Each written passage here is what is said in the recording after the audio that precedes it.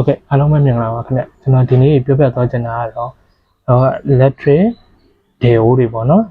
ညသောအဖြစ်စကွက်ထဲမှာခေါ်ကြတာ denio လို့ခေါ်ကြတယ် denio လို့ခေါ်တဲ့ electric deo တွေမှာစစ်လေးဖြစ်တာရှိတယ်မီးလာပြီး coin မပူတဲ့ပြဿနာကိုကျွန်တော်ပြောပြပေးသွားမှာဖြစ်ပါတယ်ခင်ဗျကျွန်တော်မှာအခုအတိအကိုတယောက်ကနေပြီးတော့ဆက်ပေးဖို့ဆိုပြီးပေးထားတယ်တဲ့ဒီDenio လေးတောင်းရှိတယ်ပေါ့နော်ဒီDenio လေးကဘာလဲဆိုလို့ရှိရင်သူကမီးထိုးလိုက်တဲ့အခါမှာသူကဒီမှာမီးလင်းနေပြီးသွားလို့ရှိရင်ဟင်းချက်နေရင်းနဲ့ဒီဟိုကပုံမလာတော့ဘူးသူဒီမှာရှိနေတဲ့ပြဿနာပေါ့နော်မီးလင်းနေDenio ကအိုးပုံမလာတော့ဘူးအဲ့ပြဿနာလေးရှိတယ်အဲ့ဒါကဘာပြတ်နေလဲဆိုတာကိုတစ်ချက်စစ်ပြီးတော့မှဖြစ်ပါတယ်ဗျDenio တစ်လုံးမှာဆိုလို့ရှိရင်ဒီပြတ်သွားရဆိုရင်ဘာတွေကိုစစ်ဆေးရမလဲဘယ်လိုလဲပြုပြင်လို့ရမလဲဘယ်ဟာလေးတွေကိုအဓိကထားစစ်တင်လဲဆိုတာလေးတွေကိုကျွန်တော်ပြောပြပေးသွားမှာဖြစ်ပါတယ်အဲဒါဆိုလို့ရှိရင်Denio တစ်လုံးကိုစစ်တော့မယ်ဆိုလို့ရှိရင်ကျွန်တော်တို့ကအရင်ဆုံးဂျိုးကိုစစ်ကားတယ်ပေါ့နော်ဒီဟာကတော့အကွာလာပေးထားတဲ့ထဲမှာဂျိုးကပါမလာတော့ကျွန်တော်ဂျိုးကိုစစ်ပေးလို့မရဘူးဂျိုးစစ်တဲ့ဗီဒီယိုကကျတော့ဒီထမင်းပေါင်းဗီဒီယိုမှာကျွန်တော်ထည့်ပြီးစစ်ပြပေးထားရပါတော့အဲ့တော့ဒီ Denio ဂျိုးစစ်တဲ့အခါလဲထမင်းပေါင်းဂျိုးစစ်တာနဲ့အတူတူပဲပေါ့နော်အဲဖြစ်တဲ့အတွက်ဒီမှာဂျိုးပါမလာတော့ကျွန်တော်ဂျိုးစစ်တဲ့ဗီဒီယိုလေးကိုတော့ထည့်မပြတော့ဘူးအခုဒီ Denio ကိုစပြီးစစ်ပေးမယ်ပေါ့နော်သူကကြတော့Denio မှာဆိုရင်သူကစစ်ရမှာဂျိုးအရင်စက်ကမယ်ပြီးသွားလို့ရှိရင်ဒီခေါင်းတွေပေါ့နော်ဒီခေါင်းတွေကိုတစ်ချက်စက်ကမယ်ခေါင်းတွေမှာငုတ်တွေကောင်းရလားဂျိုးနေရလားမြင်ရင်စစ်မယ်ပြီးတော့မှDenio ကိုဖွင့်မယ်ပေါ့နော်Denio ကိုဖွင့်မယ်ဆိုလို့ရှိရင်နောက်မှသူကဘာပါလဲဆိုလို့ရှိရင်အဓိကနက်ကတော့တစ်လုံးပဲပါတယ်အဓိကနက်ကတစ်လုံးပဲပါတယ်ဒါတောင်းနက်တွေပေါ့နော်တောင်းနက်တစ်လုံး6နေတော့ပြန်ကြပ်ပေးလိုက်ပါဒါတောင်းနက်တွေပေါ့နော်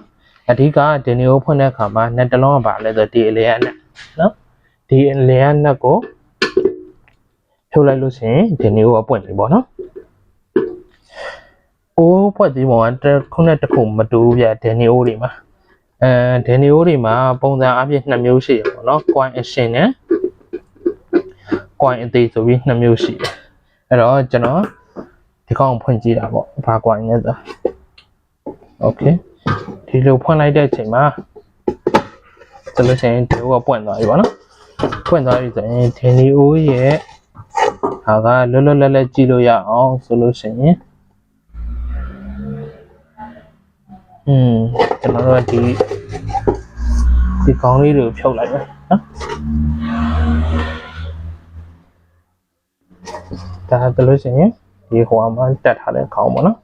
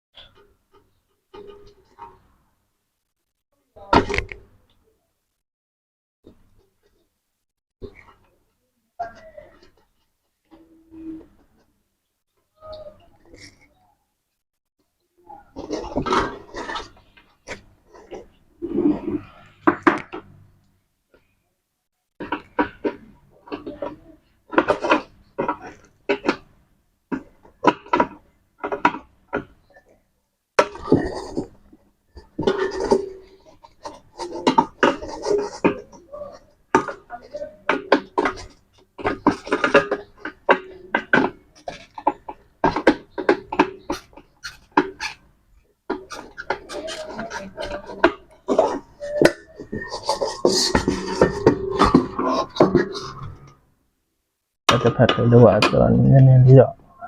ချောအခါ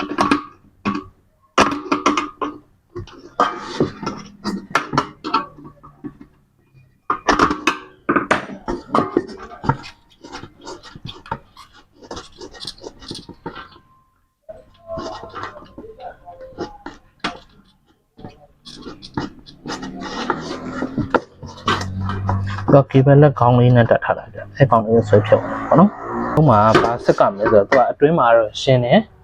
ဘာမှမပါဘူးသူကဘာလဲဆိုလို့ရှိရင်ဒီနှစ်စားကဒီ AC line နဲ့ neutral ပေါ့နော် line နဲ့ neutral ဖြစ်မယ်ပြီးသွားလို့ရှိရင် neutral တစားကိုဒီမှာလာထားတယ်ပါ coin ရဲ့တစားနဲ့လာထားတယ် နောက်တစ်စားညူထွေတစ်စားကိုကြတော့ဒီမီးလုံးပေးထားတယ်မီးလုံးပေးထားပြီးတော့နောက်ကွိုင်ကိုပူစေဖို့အတွက်ကိုကလိုင်းတစ်စားကိုကြတော့ဒီမီးခလုတ်အဝင်ကနေလာတယ်လာပြီးတော့ဒီပေါ့ဒန်နီယိုရဲ့ခလုတ်ဖြစ်တဲ့အပူချိန်အင်တင်ချလုပ်တဲ့ခလုတ်မှာတစ်စားဝင်တယ်ခလုတ်ကနေအထွက်အစကိုကြတော့နော်လိုင်းကိုမီးလုံးတစ်စားပေးတယ်ပြီးတော့လို့ရှိရင်နောက်လိုင်းတစ်စားကိုကြတော့ဒီဟိုအောင်ပေးတယ်ဗောနော်ဒန်နီယိုရဲ့အပူကွိုင်တစ်စားကိုပေးတယ်အပူကွိုင်တစ်စားကိုပေးတဲ့အချိန်မှာဒီလိုမျိုးပေးတယ်ဗောနော်အဲ့မှာဆိုလို့ရှိရင်ဒီကွိုင်တိုက်ဆိုလို့ရှိရင်ပြောမယ်ဆိုလို့ရှိရင်ဒါအပူကွိုင်ကိုအသိတိုက်လို့ခေါ်တာဗောနော်အရှင်တိုက်ပုံစံလည်းရှိတယ်အရှင်တိုက်ပုံစံကျွန်တော်ကြောင်ရင်ထပ်ပြပေးပဲဒါကတော့ကွိုင်တိုက်အသိဗောနော်ကွိုင်တိုက်အသိဖြစ်တယ်သူမှာစစ်ဆေးစရာဆိုလို့ထွေထွေထူးထူးမရှိဘူးထွေထွေထူးထူးမရှိဘူးဆိုစက်စောက်ဆုံးဒန်နီတစ်လုံးပြတ်တယ်ဆိုလို့ရှိရင်ဘာပြဿနာဖြစ်လို့ရှိလဲဆိုတော့မီးလာတယ်မီးဝင်တယ်မီးလာတယ်ကွိုင်မပူတော့တဲ့ပြဿနာပြဿနာတော်တော်များများဖြစ်တယ်အခုဟုတ်ဒီပတ်ဝန်းကျင်ကျွန်တော်ပတ်ဝန်းကျင်မှာလည်းတော်တော်များများဆက်ပေးဖို့လေဒန်နီယိုဆိုလို့ရှိရင်4-50လုံးရှိပြီကျွန်တော်ဆက်ပေးတာအဲ့မှာတော်တော်များများဘာဖြစ်လဲဆိုတော့မီးဝင်တယ်ကွိုင်ပြတ်တယ်ကွိုင်မပူဘူးပေါ့နော်ဒန်နီမပူဖွင့်ဆက်လိုက်လို့ရှိရင်ဘာဖြစ်လဲဆိုတော့ကွိုင်ပြတ်တယ်ကွိုင်ပြတ်တဲ့နေရာမှာကွိုင်အရှင်သမားတွေကတော့ကွိုင်လဲလို့ရတယ်ဆိုပေမဲ့သူ့ဒန်နီငကိုပါလာတဲ့ frame နဲ့ဝယ်တဲ့ကွိုင်နဲ့လုံးဝအန်ကိုက်ကြမှာအဆင်ပြေမယ်အန်ကိုက်မကြဘဲနဲ့ကွိုင်ကိုရိုက်ထည့်ရတာမျိုးတွေဆိုလို့ရှိရင်ကွိုင်ပြတ်နိုင်ကြီးပုံများတယ်ပေါ့နော်တိတ်အဆင်မပြေတာများတယ်အဲ့လိုဖြစ်တယ်အဲ့တော့အခုဒီကောင်းဆိုကွိုင်သေးဆိုတေးကြတယ်ကွိုင်သေးကတော့ဘာမှပြန်လဲလို့မရတော့ဘူးဖြစ်တဲ့အတွက်ကိုကျွန်တော်တို့ကဒီကွိုင်ဖြုတ်ပြီးတော့လဲလို့မရတော့ကွိုင်ပြတ်သွားတယ်ဆိုရင်ဘာမှလုပ်မရဘူးပေါ့နော်အဲ့တော့ကွိုင်ကောင်းမကောင်းဘယ်လိုစစ်ကြမလဲကွိုင်ကောင်းမကောင်းဘယ်လိုဆက်မလဲဆိုလို့ရှိရင်ကျွန်တော်တို့ဒီမှာဒီဘက်လက်လေးရှိတယ်ကွိုင်မှာဒီဘက်လက်လေးနှစ်ချောင်းဖြုတ်လိုက်ပြီးသွားလို့ရှိရင်ဒီဘက်လက်ကလေးလည်းဖြုတ်လိုက်လို့ရတယ်နော်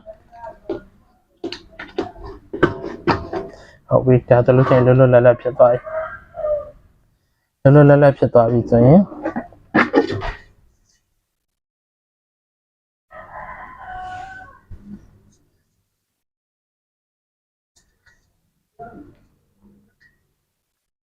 ကျွန်တော်တို့ကွိုင်ကိုစစ်ကြည့်မယ်ဆိုတော့ကွိုင်စစ်ရင်ထုံးစံအတိုင်းကျွန်တော်တို့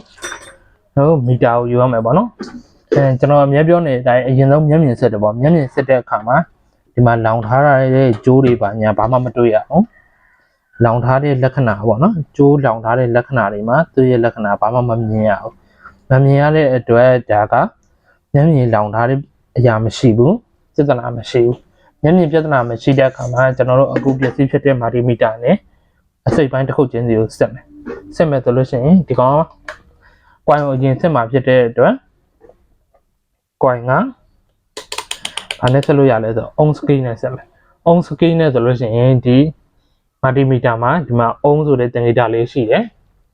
ဒီ on screen နဲ့ဆက်မယ်စစ်တဲ့အခါမှာသူကကွိုင်ကောင်းသေးတယ်ဆိုရင်နံပါတ်တွေတက်ကြမယ်ကွိုင်မကောင်းတော့ဘူးဆိုလို့ရှိရင်သူကမပြတော့ဘူးပေါ့နော်မပြတော့ဘူးဆိုတော့အနည်းဘေးကနေကျွန်တော်ကဆက်တယ်ဆိုတော့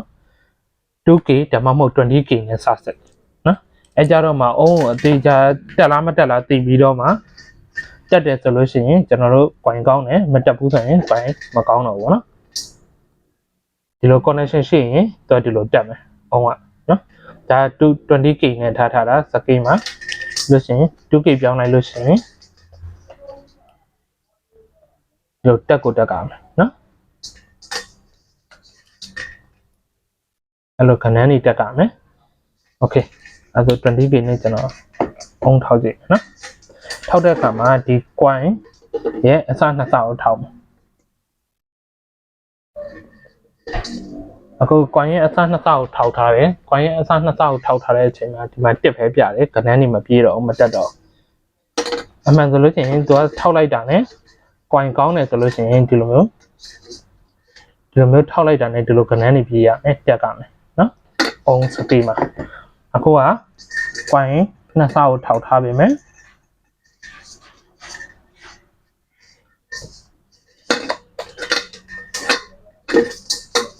ဘေးညာဘေးကထောက်လို့ရတယ်ဒီလိုမျိုးကွိုင်းနှစ်ဆောက်ထောက်ထားမယ်မဲကနေကမပြတော့ဘူးမပြေးတော့ဘူးအဲ့ဒါလို့ရှိရင်ဒီကောင်ကကွိုင်းပြတ်နေပြီကွိုင်းပြတ်နေတာအောင်မှသူကအသေးဖြစ်တဲ့အတွက်ကိုဒီကွိုင်းကိုလဲဖို့ဘာမှလုပ်လို့မရတော့ဘူးเนาะโอเคပြီးသွားလို့ရှိရင်နောက်ဘာဆက်လို့ရမလဲဆိုတော့ဒီခေါင်းပေါ့နော်ခေါင်းကတော့တချို့နှက်ကျုံးနေလားဒီခေါင်းတွေတစ်ခါတလေလွတ်နေတာရှိတယ်လွတ်နေတာတွေဆိုလို့ရှိရင်ဘယ်လိုဆက်လို့ရမလဲဆိုလို့ရှိရင်အဲဒီလွတ်နေတာတွေကိုဆက်ချင်လို့ရှိရင်ကျွန်တော်တို့ continuous scale ကိုထားမယ်ဒီ digital meter ဒါမှမဟုတ် multimeter မှာ continuous scale ပိုင်း continuous scale ကိုထားမယ် diode scale ပေါ့နော် continuous scale diode scale ကိုထားမယ်အကယ်၍မရှိဘူးဆိုရင် on scale နဲ့ပဲတိုင်းလို့ရတယ်အဲရရင် diode scale ကိုထားပြီးတော့ဒီဘက်အတန်ပေါ့နော်ခလုတ်ရဲ့ဒီဘက်အတန်ကိုထောက်လို့ရှိရင်ဒီဘက်အတန်မှာအနီတန်ထောက်မယ်ပြီးလို့ရှိရင်ဒီငုတ်ရဲ့ဒီဘက်အတန်မှာအမဲတန်ထောက်မယ်အဲကြရင်အတန်မြည်ပြီးတော့ပြေးရမယ်နော်ဒီမီတာမြင်ရလားမသိဘူးနော်ဒီမှာသူကတစ်ဖက်ကိုအနီတန်ထောက်ထားမယ်ဆိုရင်နောက်တစ်ဖက်ကိုအမဲတန်ထောက်မယ်သူထောက်ထားတဲ့တိုင်ချင်းတော့တူရမယ်တိုင်မတူဘဲနဲ့သွားထောက်နေမမြည်ဘူးတိုင်တူလို့ရှိရင်ညီမယ်ဒါဆိုဒီလက်တံကလက်ကမရှိဘူးလွတ်မနေပဲနဲ့ကောင်းတယ်ပေါ့နော်ဒါကဒီခလုတ်ခေါင်းကောင်းမကောင်းပေါ့နော်မီးဝင်ခေါင်းမကောင်းကိုစမ်းတာโอเคနှစ်ဖက်သလုံးကောင်းတယ်ဒါဆိုလို့ချင်းမီးဝင်ခေါင်းကောင်းသေးတယ်ဆိုတဲ့အချိန်မှာနောက်ဘယ်ဟာကိုစမ်းရမလဲဆိုလို့ရှိရင်ကျိုး connection တွေပေါ့နော်ကျိုး connection တွေဂျားထဲမှာဒီကျိုးတွေအတွင်းထဲမှာပြတ်နေမနေတိုင်းရင်လည်းအဲမုံနေပဲတိုင်းလို့ရတယ်โอเคဒါဆိုလို့ရှိရင်ကျိုးတွေကောင်းတယ်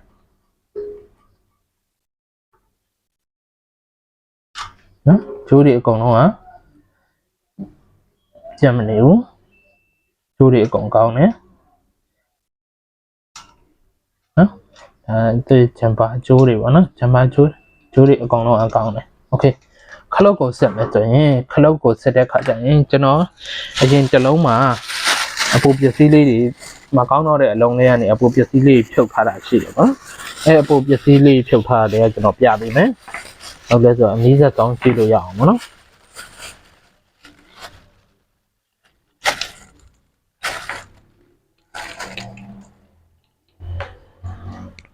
ဒါဆိုလို့ရှိရင်သူကအပူပစ္စည်းတွေတည်းဖြုတ်ထားတဲ့ခလုတ်ပုံစံပေါ့နော်ခလုတ်ပုံစံဆိုတော့သူကဘာလဲဆိုလို့ရှိရင်ဒီမှာလှည့်တယ်ကျွန်တော်တို့ခေါင်းရှိမယ်နော်ဒီနီကိုအပူချိန်ပေါ့နော်အပူချိန်ကိုအတိုးရှော့လုပ်တဲ့ခေါင်းရှိမယ်အဲ့မှာဆိုလို့ရှိရင်သူကဘာနဲ့သွားအလားတန်တူလဲဆိုလို့ရှိရင်ဒီခလုတ်က potential meter တို့ variable resistor လို့ခေါ်တဲ့ resistor အမျိုးအစားနဲ့သွားပြီးတော့စင်တူတယ်ပြောရမယ်ဆိုလို့ရှိရင်လောက်တဲ့ပုံစံကလောက်တဲ့ပုံစံကအဲ့တိုက်ပဲဘယ်အောင်ဆက်တက်လဲဆိုလို့ရှိရင်အရင်ဆုံးကျွန်တော်တို့သူကငုံနှောင်းငုတ်ပါတယ်ဒီငုံနဲ့ဒီငုံဒီမှာဆိုလဲဒီလိုပဲငုံနှစ်ခုပါတယ်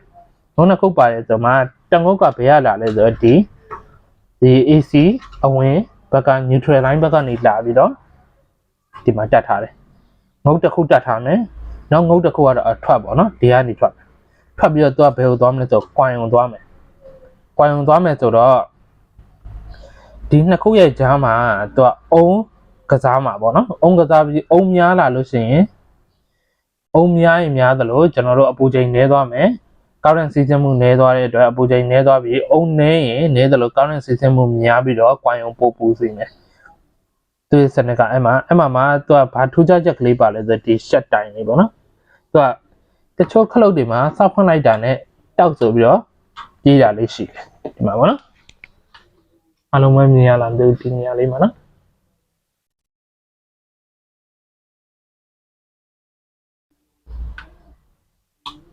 အဲ့မှာဒီခလုတ်ကလေးပေါ့နော်အဲ့မှာကွာနေတယ်သူကစအဖွင့်မှာစဖွင့်လိုက်ပြီဆိုတော့လည်းကတ်သွားပြီအဲ့ကတ်တာနေစပြီးတော့သူကအလုံးစလုပ်တယ်စပြီးတော့ coin စပို့တယ်အဲ့မှာ temperature အနေအမြင့်ကဒီကနေပြန်စတယ်အဲ့တက်ဆိုတဲ့တစ်ချက်ပေါ့နော်တချို့ခလုတ်တွေပြတ်တဲ့နေရာမှာဘာဖြစ်လဲဆိုလို့ရှိရင်ဘလောက်တင်နေအကောင်လေးဟာသွားမကတ်တော့ အဲ့ကောင်လေးကသွားမကတ်တော့ဘူးအဲ့မကတ်တဲ့နေရာမှာပြဿနာကနောက်ကဒီတောက်ကလေးတွေကောတောက်ကလေးဖြစ်တဲ့အတွက်ကိုသူ့နောက်ကကောတောက်ကလေးကျိုးတာမျိုးတွေဖြစ်တယ်လို့ရှိရင်ဒီ potential meter အလုံးမလုံးတော့တာဖြစ်တယ်ပေါ့နော်အဲ့တော့ခလုတ်ကိုစစ်မယ်ဆိုလို့ရှိရင်ကျွန်တော်တို့ကဘယ်လိုစစ်လို့ရလဲဆိုတော့သူတို့အထွက်ကျိုးနှစ်ကျိုးပေါ့နော်ဒီငုံနှစ်ငုံကထွက်တဲ့ဟာကို on scale နဲ့စစ်ကမှာဖြစ်တယ် on scale ဆိုရင်ဒီကောင်ကိုကျွန်တော် 20k မှာပြန်ထားလိုက်မယ်နော် 20k မှာပြန်ထားလိုက်မယ်ထားပြီးသွားလို့ရှိရင်ဘယ်အောင်စစ်မလဲဆိုလို့ရှိရင်ဒီနှစ်ဆပေါ့နော်သူ့ဝင်ထားတဲ့ကျိုးနှစ်ဆမှာတစ်ဖက်မှာမဲတိုင်းတက်ထားမယ်နောက်တစ်ဖက်မှာအနီတိုင်းတက်ထားမယ်ပြီးတော့နှစ်ခုတက်ထားပြီးတော့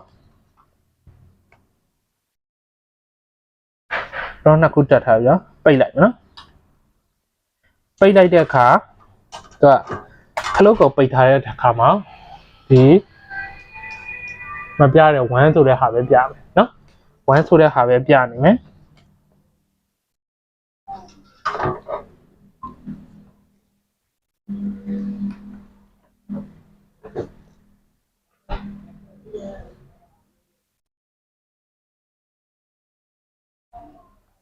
1ဆိုတာပဲပြနေမယ်ပြီးတော့ခလုတ်ကိုပြန်ဖွင့်တဲ့အချိန်ပေါ့နော်ခလုတ်ကိုဖွင့်လိုက်ပြီးဆိုတော့ねသူတက်ဆိုတာねဒီမှာစပြီးတော့အုံးချတက်အုံးချတက်ပြီးသွားလို့ရှိရင်တဖြည်းဖြည်းပေါ့နော်ခလုတ်အတင်ချပေါ်မှာမူတည်ပြီးတော့အုံးကအတက်ကြရှိနေတာပေါ့နော်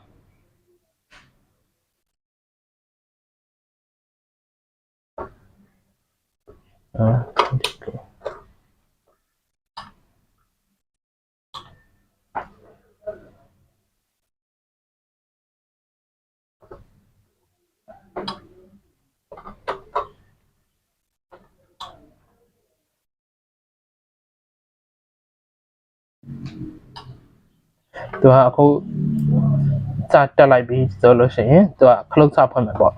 ဆောင်းနာပြောတယ်ခလုတ်စဖွင့်နဲ့တက်ဆိုတဲ့အချိန်မှာဒီမှာအုံးဝစတက်ပြီအုံးဝစတက်ပြီးတင်တလောက်အုံးအတိုးရောဖြစ်သွားမယ်ပေါ့နော်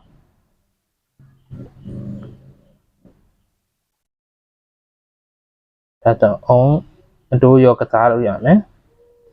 ပြောမယ်ဆိုလို့ရှိရင်သူ့ပုံစံက potential meter နဲ့ခက်ဆင်ဆင်တူတယ်potential meter မှာအဲ့လိုအဖွင့်ပိတ်ခလုတ်အဖွင့်ပိတ်စနစ်ကလေးမပါဘူးပေါ့နော် potential meter ကြတော့အနေအမြင့်အတိုးချက်လောက်ရုံမဲသုံးတာသူကကြတော့limit တစ်ခုမှာ limit switch လို့ခေါ်မှာပေါ့နော် limit တစ်ခုမှာကြာလို့ရှိရင်သူကစဖွင့်မယ်ဖွင့်ပြီးရတာ ਨੇ အတိုး short စလုပ်မယ်ပေါ့နော်အတိုး short စလုပ်မယ်အဲ့လိုမျိုးပုံစံနဲ့သွားတာဖြစ်တယ်အဲ့တော့ဒီလိုမျိုးခလုတ်ကစဖွင့်လိုက်တဲ့အချိန်မှာတက်ခနဲမြည်တယ်ပြီးတော့ခလုတ်လက်တံလေးကတော့ကတ်တယ်ပြောလို့ရှိရင်အတိုး short လုပ်တဲ့နေရာမှာအုံအရွေပြောင်းရှိတယ်ဆိုရင်ဒီခလုတ်ကကောင်းတယ်ပေါ့နော်အဲ့တော့ဒီအုံးကဆိုလို့ရှိရင်ပြင်းပြကျွန်တော်တို့ကြည့်ရမယ်ဆိုလို့ရှိရင် AC အဝင် plug ကောင်းတယ်ခလုတ်ကောင်းတယ်မီးလုံးကစမ်းတဲ့အချိန်မှာမီးလင်းနေတယ်ဆိုတဲ့အတွက်ကိုဒါကဒီအိုးကဒီအတွင်းပိုင်းစနစ်ကောင်းတယ်ပေါ့နော်ဒီမီးလုံးအတွင်းပိုင်းစနစ်လည်းကောင်းတယ်ဘယ်မှာသွားပြီးတော့ပြဿနာဖြစ်တာလဲဆိုတော့ဒီ coin မှာပေါ့နော်ဒီ coin မှာပြဿနာဖြစ်တာဖြစ်တဲ့အတွက်ဒီ coin ရဲ့ဖွဲ့စည်းပုံကလည်းအသိဖြစ်တဲ့အတွက်ကျွန်တော်တို့ဘယ်လိုမှလုပ်လို့မရတော့ဘူးပေါ့နော်အဲ့တော့ဒီမှာဆိုလို့ရှိရင်လဲချင်ဒီလိုအစုံလိုက် coin အပိုးပေါ့နော်တခြားပြတ်သွားတဲ့အလုံးမှာဖြစ်ဖြစ်အစုံလိုက် coin အပိုးရှင်တော့ပြန်လဲလို့ရတယ်ပေါ့နော်အကယ်၍အဲ့လိုမျိုးအစုံလိုက် coin အပိုးမရှိသေးဘူးဆိုရင်တော့ဒါလဲလို့မရဘူးနော်โอเคပါကျွန်တော်နောက်ကြလို့ရှိရင်လည်းဒီလိုမျိုးအခါအခွင့်တင်တယ်လို့ဗီဒီယိုဖိုင်လေးတွေပြင်နည်းလေးသင်ပေးသွားမှာမဟုတ်လို့ကျွန်တော်ရဲ့ easy to make ပိုင်းဆိုတဲ့ channel လေးကို subscribe လေးလုပ်ထားဖို့ကြားရခံပါတယ်ဗျအားလုံးကျေးဇူးတင်ပါတယ်